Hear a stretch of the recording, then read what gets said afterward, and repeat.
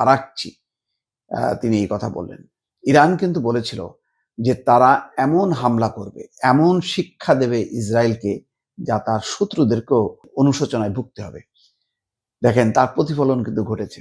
Donald Trump একদিনের ব্যবধানে কথা পরিবর্তন করেছে। আগের দিন বলেছিল, যখন নাকি বৃহস্পতিবার রাতে, গভীর রাতে যখন নাকি হামলা করেছিল ইরানের উপর ইসরায়েল, তখন সাথে সাথেই প্রতিক্রিয়ায় বলেছিল যে 60 দিন আমরা সময় দিয়েছিলাম, কিন্তু চুক্তি করেনি। 61 দিনে এই ঘটনার মুখোমুখি হলো ইরান। এখনো সময় আছে।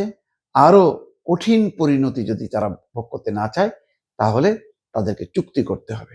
তার মানে এক ধরনের হুমকি, থ্রেট। এবং যেহেতু ইরান কথা শুনছে না আমেরিকার, সুতরাং ইসরায়েলকে দিয়ে তারা শিক্ষা দিল।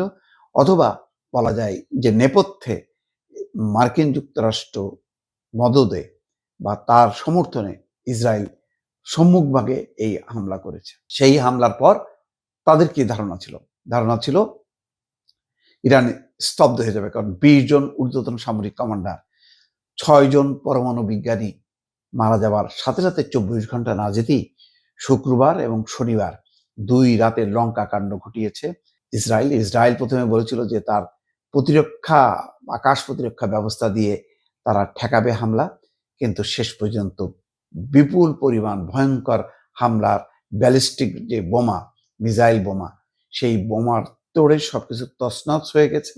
এবং ইসরায়েলের আশেপাশের দেশ, বিশেষ করে জর্দানের অধিবাসীরা দেখেছে যে কি পরিমাণ একের পর এক ক্ষেপণাস্ত্র আঘাত করেছে। একটি দুটি না, 5টি শহর তছনছ করে দিয়েছে।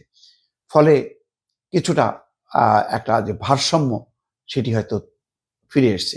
সেই কারণেই ইরানের পররাষ্ট্রমন্ত্রী বলছেন যে হামলা বন্ধ হলে আমরাও থেমে যাব।